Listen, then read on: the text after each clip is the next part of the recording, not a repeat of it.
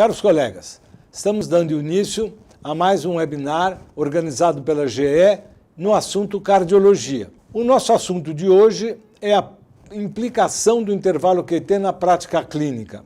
Vamos falar um pouco dessa medida, bastante antiga, mas que hoje foi revisado por questões das novas drogas ou da utilização de novas drogas em várias doenças. O intervalo QT é muito conhecido, vocês lembram da medida, né? Como é que você faz a medida do intervalo QT, do início do QRS até o final da onda T, e nós vamos discutir um pouco como medir e quais são as dificuldades da medida. Antes disso, eu queria trazer para vocês algumas informações bastante importantes, das quais eu vou lançar a mão durante a aula. Quando nós olhamos para o intervalo QT, nós precisamos entender que tudo isso é formado na base de íons e canais da membrana, principalmente canais de sódio, potássio, cálcio. O que eu preciso entender para isso? Ao olhar para o potencial de ação, é importante a gente entender que a fase 0 depende da entrada de sódio, depois a fase 1, que é a repolarização rápida, que depende muito do potássio, principalmente dos pequenos canais de potássio, este platô que depende muito dos canais de cálcio, e aí os canais mais lentos de potássio terminam praticamente até a fase 4. Por que isso é importante? Porque nós vamos ter que entender que cada passagem do sistema elétrico do coração gera um potencial de ação. Claro que no nó sinusal, no nó AV, essas células que são automáticas geram potenciais de ação um pouquinho diferentes.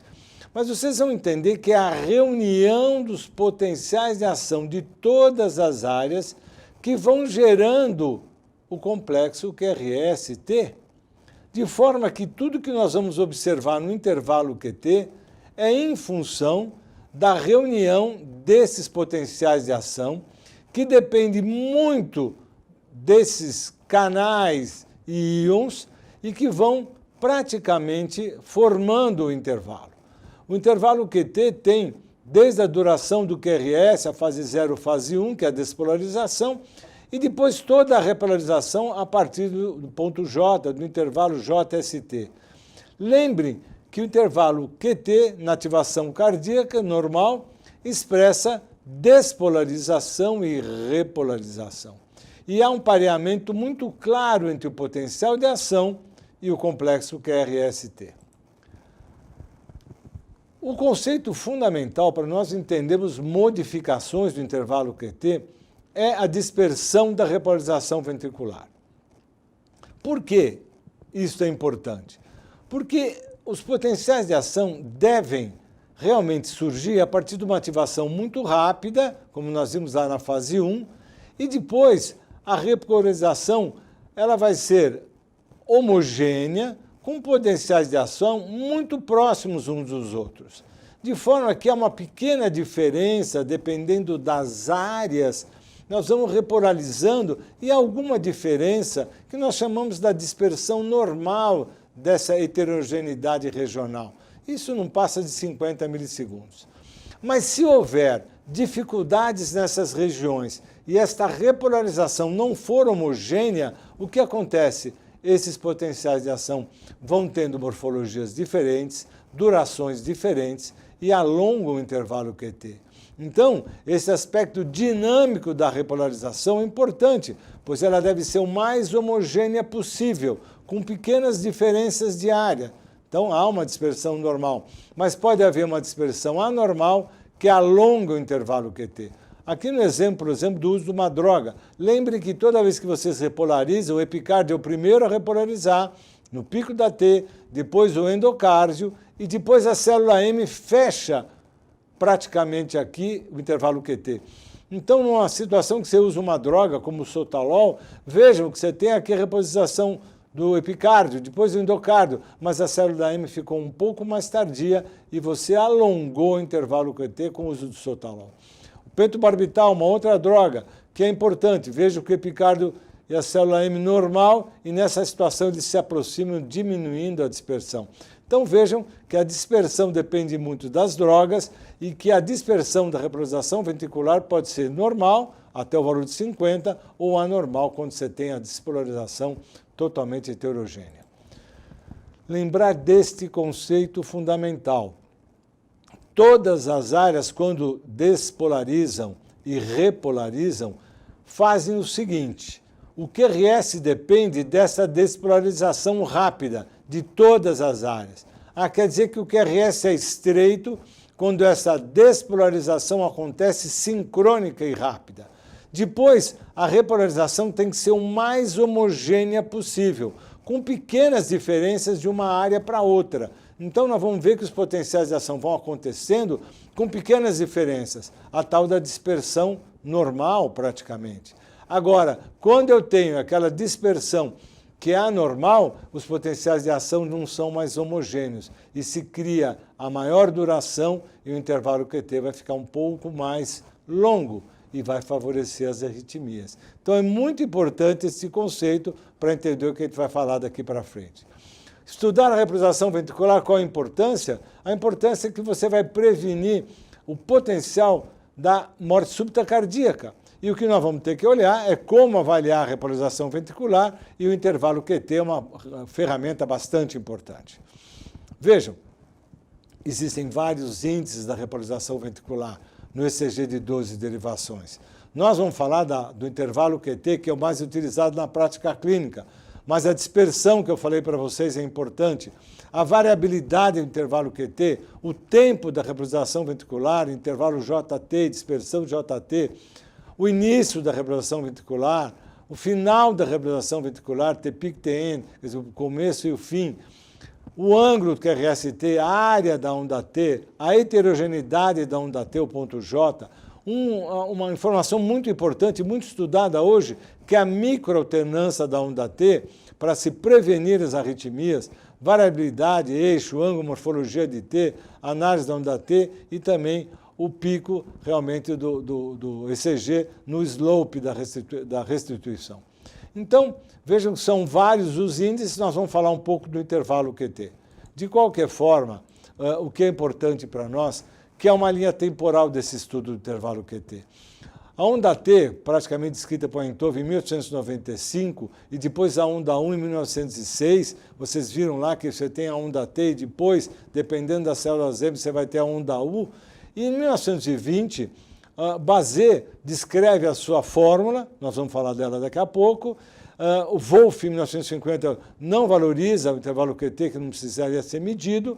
E depois, Suravich já fala de um algoritmo. Depois, os QTs longos aparecem em 1957. Torsade põe em 1966. QT curto pelo Gussac em 2000. E aí derivados do QT em toda essa década, e eu coloquei alguma coisa do Covid porque ela foi resgatar a medida do intervalo QT. Se você olhar na PubMed, de 2013 a 2020, vocês veem o que cresceu o número de trabalhos praticamente de intervalo QT em função do que a gente está comentando com vocês. O que influencia a duração do intervalo QT? Os fatores são vários, são anatômicos, é a posição, são neuromorais, são ignônicos, são genéticos, as medicações, as condições clínicas. Então, o intervalo QT mede essa instabilidade primária às arritmias. Vejam, valores anormais da duração do intervalo QT relacionam-se com ocorrência de morte súbita e arritmia ventriculares graves. Daí a importância de se entender o intervalo QT. Quando vamos medir o intervalo QT, o QT chamado medido, esta regra é a regra mais conhecida, que é utilizar a tangente do ramo descendente de T com a linha de base, bem no finalzinho. E isso parece uma coisa relativamente simples, mas depois vocês vão ver que tem algumas dificuldades, às vezes, na medida. Então, essa é o que a gente chama do QT medido. Mas o intervalo QT é frequência dependente e é inversamente proporcional à frequência. Aí você tem que corrigir o valor do QT medido pela frequência, que é o chamado do QT corrigido. Dessa forma, nós vamos observar que várias dificuldades podem surgir nesta medida. Por exemplo, as derivações a medir. Então, a gente pode ver que algumas derivações podem dar valores maiores ou menores, como mostra esse trabalho. Realmente, o postema descreveu essas dificuldades dependendo da derivação que você vai ver, D2, V5, V6, para ver quais são os mais adequados para a medida. A onda U, a importância da onda U, como ela pode vir atrapalhar a medida. Ela está logo depois do final da T. O término da onda P às vezes não é tão fácil como a gente viu, não é tudo tão fácil passar a tangente, depende da posição. As arritmias, a correção pela frequência, alguns erros de medida, os bloqueios de ramo e mesmo os artefatos. Nós vamos falar só de algumas das fórmulas, porque várias são as fórmulas para medida e algumas específicas para alguns casos. Basé foi o primeiro, onde é o QT corrigido, praticamente é o QT sobre a raiz quadrada do RR. Friedrich, depois, o QT também relacionado com o RR, que é o QT corrigido, é QT sobre a raiz cúbica do RR. Aí outras medidas mais lineares, como Frammingen, que é o QTC, que é QT mais 0,554, o Hudgens, onde você usa o QT em segundos, que é outro tipo de medida, e tem mais uma aqui, o Sarma. Vocês vão ver que os mais conhecidos e mais usados estão aqui, né? E eu vou explicar um pouquinho de cada deles. Em 1920, o Basé descreve a medida, esse QT corrigido pela fórmula de Basé, que foi sempre a mais utilizada, exponencial. Então, esta medida feita pelo Basé, que é o QT medido sobre a raiz quadrada do RR. Isso é publicado por ele, e ele deixa claro que isso é muito interessante entre 60 e 100 batimentos por minuto, porque uma supercorreção abaixo de 60 e uma subcorreção acima de 100. Então, quando as frequências caem muito ou sobem muito, o Basé realmente perde um pouco a sensibilidade. Depois, a descrição de Friedrich, onde ele faz uma nova fórmula que talvez fosse mais acurada para frequências elevadas. E realmente, quando você faz uma curva para ver os limites normais do intervalo QT, Friedrich tem alguma diferença com relação ao Basé, principalmente com relação às frequências. Agora, com a história das medicações para o Covid, nós vimos que as drogas que podem estar interferindo no intervalo QT, nós vamos comentar disso mais na frente, mas, por exemplo, Frammingen e Hudgens são fórmulas que foram também relacionadas dentro do que se usar para medir QT. Além do Basé, do Friedrich, Frammingen e Hudgens foram incluídos.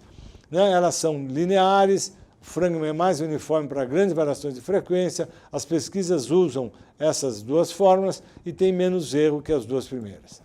Então, só ter uma ideia de valores normais para o QT, que é o mais usado, vejam que crianças têm realmente intervalos QT menores, o normal sempre abaixo de 0,44, isso estou falando em segundos, para homens 0,43, para mulheres 0,45. O que chamamos de intermediário até 0,46 para as crianças, 0,45 nos homens e sempre nas mulheres um pouquinho maior, 0,47.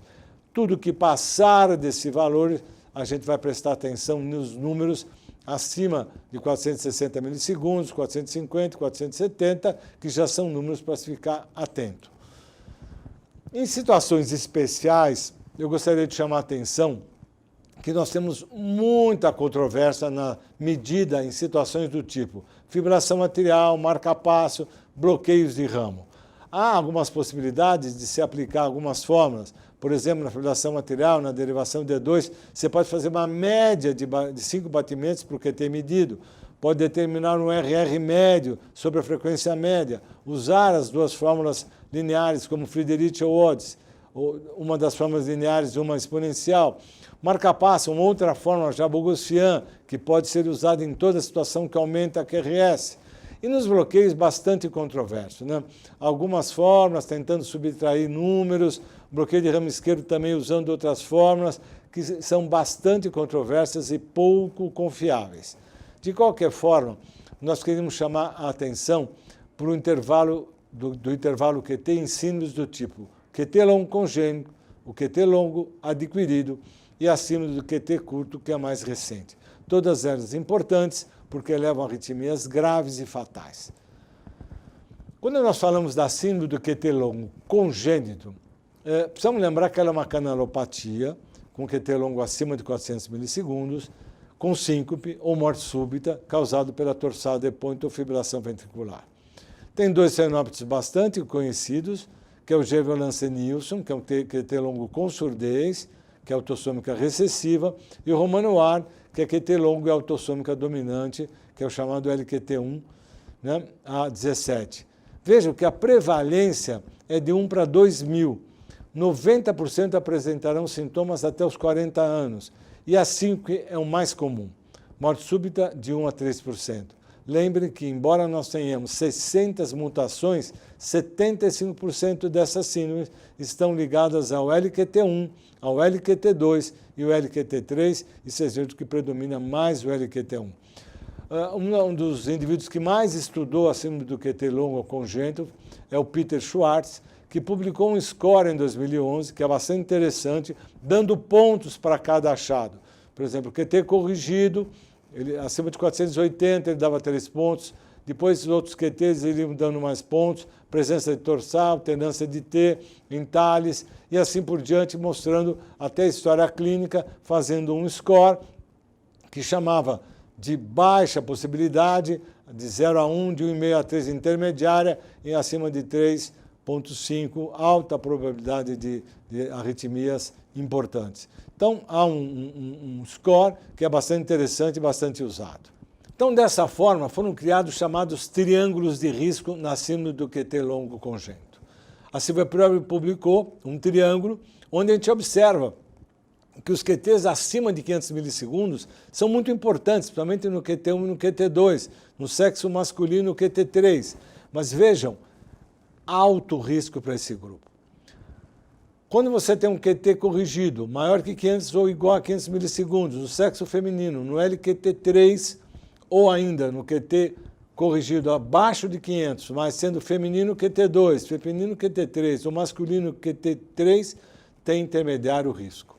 E aí, os abaixo de 500 milissegundos, no sexo masculino QT1, QT2, tem baixo risco. Lembrar que QTs acima de 500 milissegundos, eles são muito importantes, porque tem alto risco de arritmia.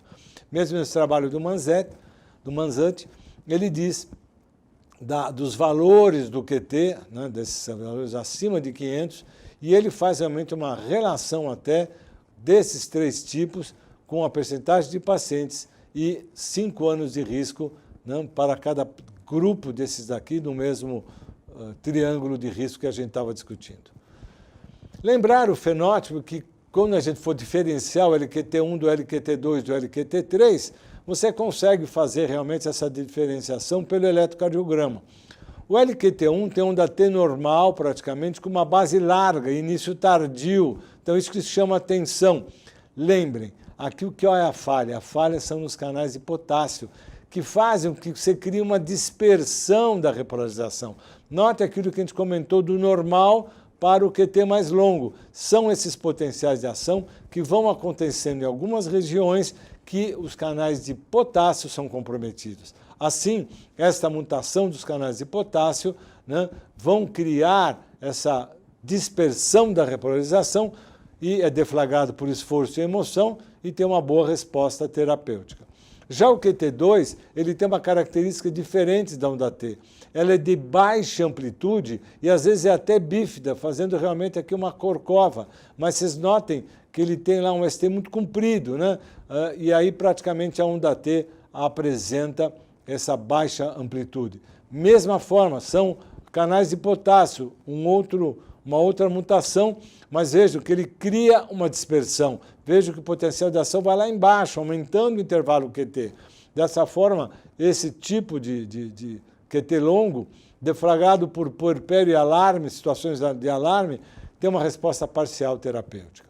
E o LQT3, que também tem um eletro muito típico, a onda T bem tardia, vocês veem que tem um ST muito retificado e longo, né?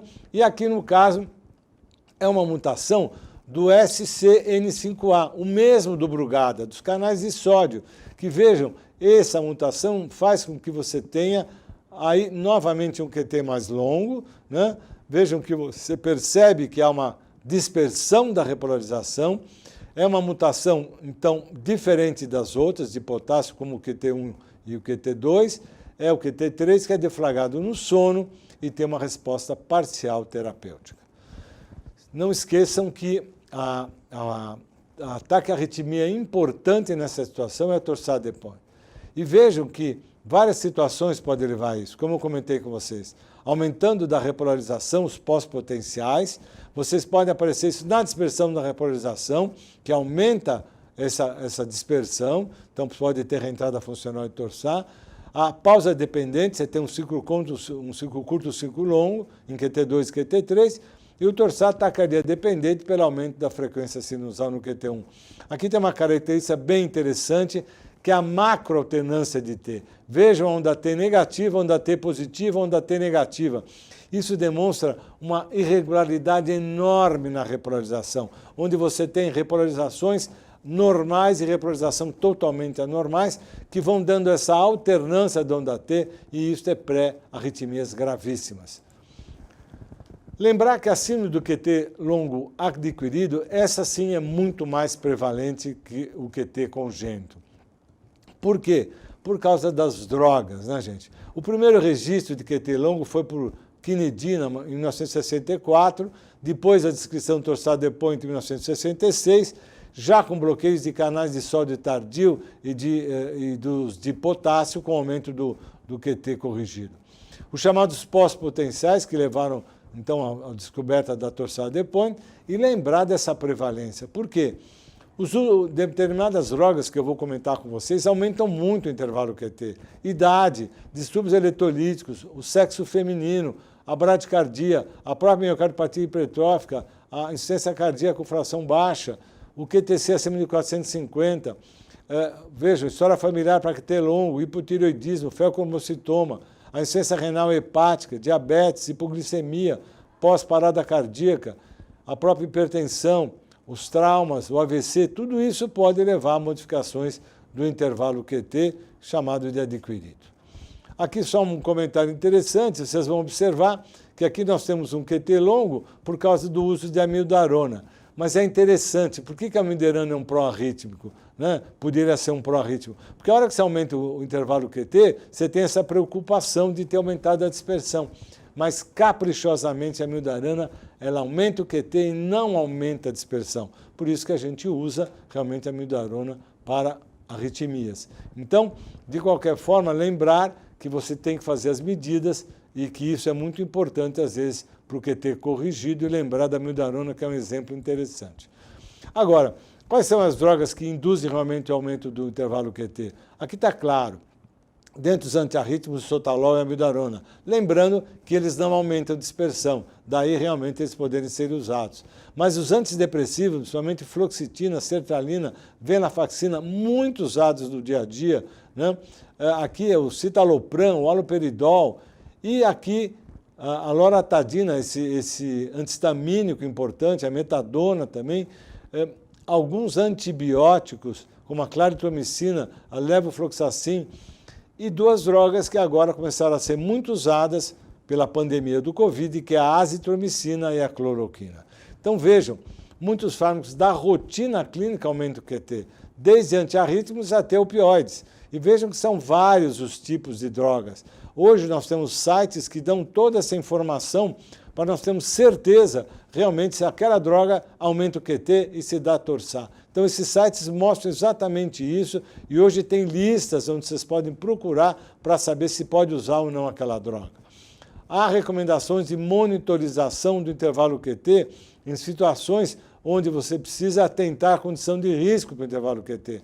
Você tem que avaliar a opção das classes das drogas, consultar a chance de aumento do QT pela droga, como eu falei para vocês desses sites. Obter sempre um ECG de 12 derivações antes de usar a droga, controles durante o uso, dosar eletrólitos antes e depois. Isso é muito importante, porque há recomendações até do FDA aqui para monitorar, por exemplo, os indivíduos que usam haloperidol, a metadona, o próprio sotalol, né, antipsicóticos. Quer dizer, é importante monitorar o intervalo QT. Aqui uma lista de drogas foram retiradas do mercado devido ao alto risco de arritmias. Aqui vou só citar uma, a cisaprida, que foi muito usada para os refluxos, até em crianças, e que aumentava demais o intervalo QT e, em algumas situações que a criança pudesse ter já o QT adquirido, congênito, ele tinha morte súbita. Então, foram retiradas do mercado. Um comentário breve aqui sobre o que aconteceu durante esta pandemia, desde os casos iniciais, desde novembro, que vieram vindo e que atingiram o Brasil como o primeiro caso em fevereiro e o primeiro óbito em março.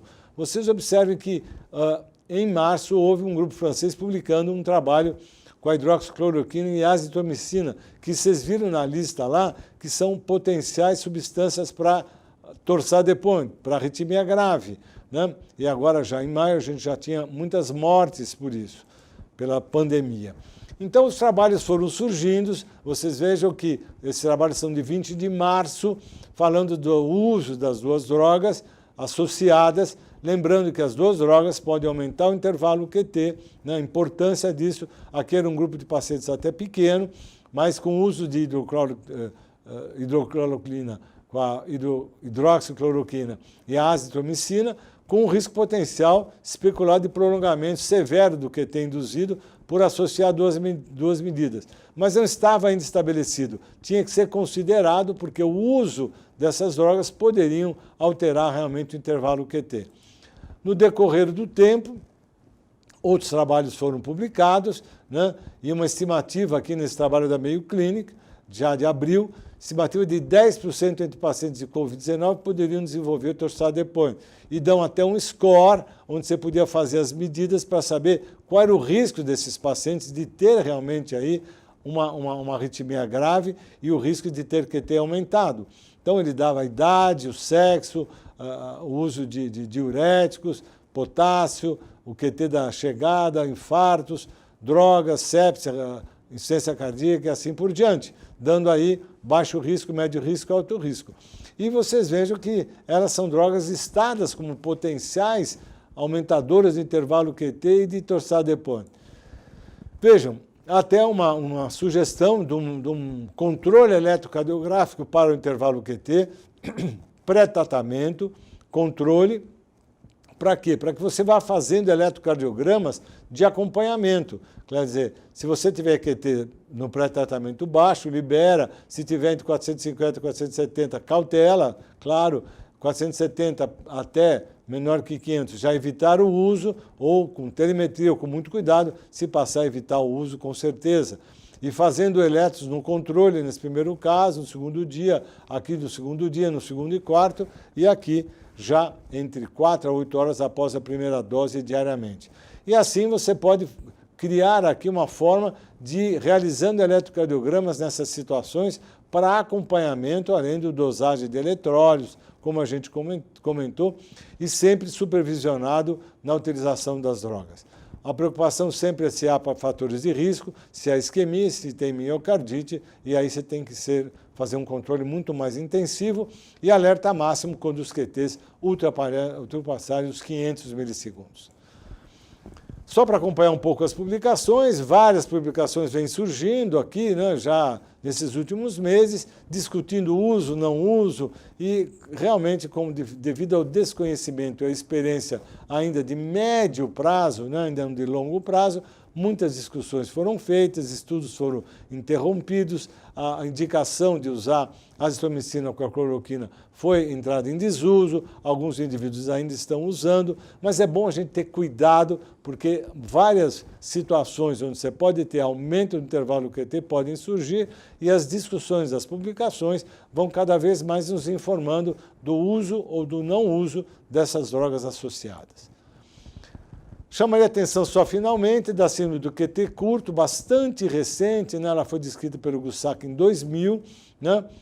Com QTs abaixo de 0,34. A prevalência é baixa, é de herança autossômica dominante e realmente vem com fibrilação, palpitações e até com morte súbita. Tratamentos questionáveis, tem 30 mutações e 8 genes, e vocês vejam o padrão eletrocardiográfico de um QT muito curto, que não confunde com uma pré-excitação, não há aquele início da pré-excitação arrastado, é um QT realmente só de medida muito curta, muito raro, isso já é bom porque é uma situação fatal, mas existem critérios que a gente pode fazer também um score para realmente você chegar até números da possibilidade de você ter uma arritmia ou não. QT curto é uma síndrome bastante rara, estou chamando a atenção que tanto QT curto como QT longo podem facilitar as arritmias importantes.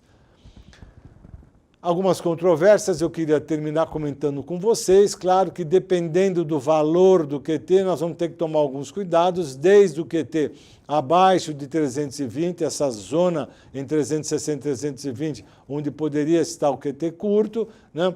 As diferenças entre homens e mulheres, a mulher com um pouquinho maior, e uma zona aqui de transição importante, né? Onde a gente tem um valor aqui de corte entre 470 e 480, mas lembrar que os QTs acima de 500 milissegundos têm que ser muito bem acompanhados, porque a chance de uma arritmia é muito grande. E como eu comentei, algumas dificuldades na medida, algumas dificuldades nos bloqueios de ramo, principalmente nos esquerdos, as discussões de valores normais, que já variaram várias vezes, aí vocês tiveram números diferentes.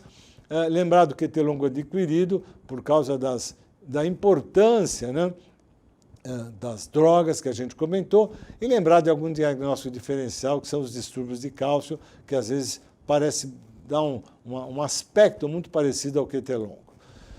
Como considerações finais, eu queria chamar a atenção de vocês para a grande utilidade clínica para a mensuração do intervalo QT, principalmente quando há risco aumentado para arritmias em portadores de QT alterado, desde a forma congênita ou secundária ao uso de drogas. No diagnóstico e segmento acima do QT longo, congênito e curto, no início e segmento de tratamento de drogas antiarrítmicas e demais que interfiram na reprogradação ventricular, e lembrar da avaliação cuidadosa da reprogradação ventricular, que é o que a gente tem que tomar o maior cuidado, porque ela pode ser um grande alerta para as arritmias e para a morte súbita. Muito obrigado.